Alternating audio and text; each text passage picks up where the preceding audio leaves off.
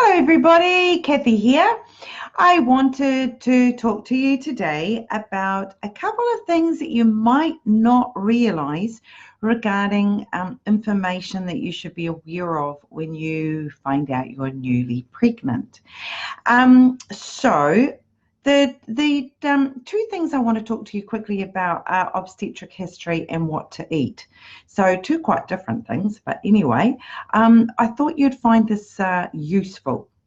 So firstly, when you do find out that you are pregnant, especially for the very first time, and you're going to be talking to your midwife or obstetrician, it's really important that you explain to them or you find out your family history obstetrically and from neonates perspective.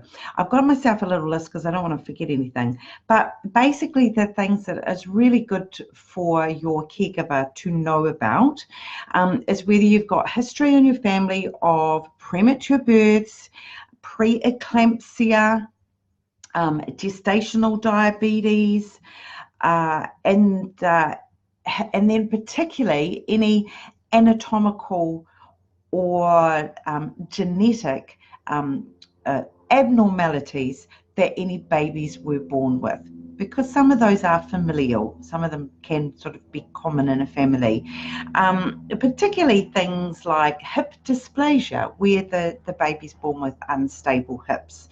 So any of that, do make sure you know them, because particularly things like, say, preeclampsia, if you've got a really strong family history of that, then your obstetrician or midwife might decide that it's a really good idea that you're on some low-dose aspirin and maybe some calcium at the beginning of your pregnancy before your placenta implants. We know that that can help reduce it. So just make sure you know your family history. And then the other thing that I wanted to just quickly explain is some of the misnomers about eating and what you can and can't eat. Okay, so the main thing that you're trying to do when you're pregnant is not get food poisoning. That's kind of it.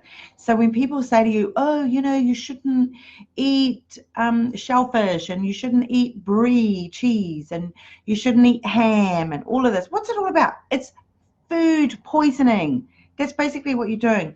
You are wanting to avoid that on all counts, because food poisoning when you're pregnant can have horrific, devastating outcomes. So that's what you're trying to avoid. So it means it's not that you can't eat sushi, it's that you can't eat sushi that's been sitting around, for hours on a shelf under lights. And you definitely can't eat raw fish, like raw salmon. But you can make sushi at home with beautifully cooked fish that's fresh and, vegetables. That's fine. So that's what we're talking about, all right, is that you want to avoid food poisoning. So that's the two things that I wanted to mention today. Now I'm going to be going into more detail on both of these in my full broadcast, which is in the part of my membership of the Inner Circle Motherwise Masterclass. So I'll put the link up here on how you can join that if you want. And we would love to touch base with you, because there's more information I want to talk about. I'm going to particularly talk about urinary tract infections in pregnancy, chorionic villus sampling, amniocentesis, and so a few other bits and pieces that I'd like to cover off for you. But anyway, I wish you all a wonderful rest of your week and hope this was of use. And don't forget to go to my website, because there's loads of free stuff there as well. All right, love you. Catch you later. Bye.